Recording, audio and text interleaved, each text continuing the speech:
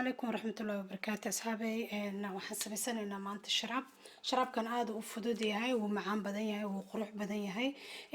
fadlan hadaan ugu cusub tahay subscribe noo dheh asxaabtaada la sii wadaagu sii share garee aad u fiican yahay hadaa casuumaad nafsadaada wax walba u sameysanaysid waana simple wax yar uu ka kooban yahay sokorna kuma dari doono insha Allah waa fiintada isticmaalaynaa marka hore fiintada intaas aan ku shubtay waxaan ku labeynaynaa barafka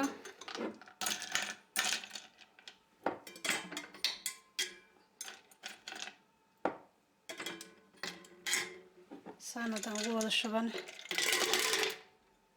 waxaan ku shubtay barafka waxaan ku daray liin dhanaan aan ku daray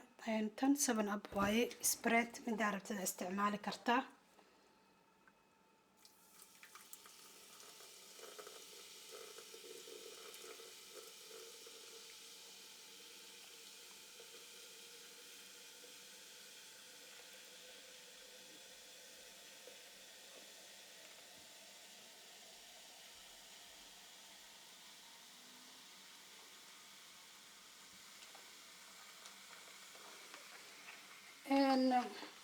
asxaabay aad u qurux badan tahay oo u jeeda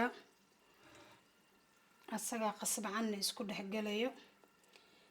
kan yurgub waaye hal xabo waa ku ridan doonaa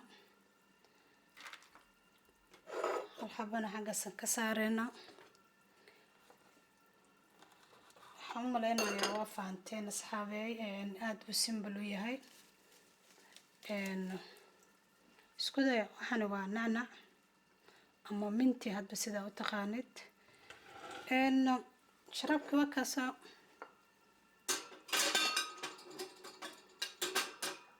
ma baraweynayna hadaan baraweyno isku dayno kaasa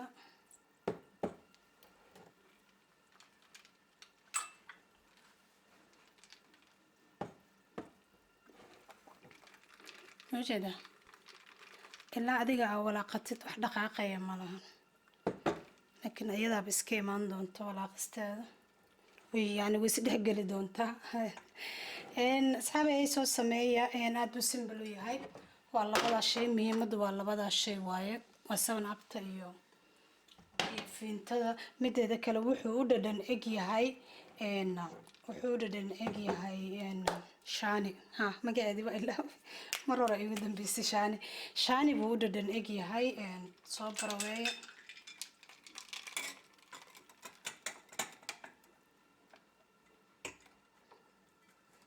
لا هذا ماشي عريري وكتاب ملا إن هكذا وما سنتين أصحابي داوشينا أصحابتنا اللي سوى ذاك هذا كايشين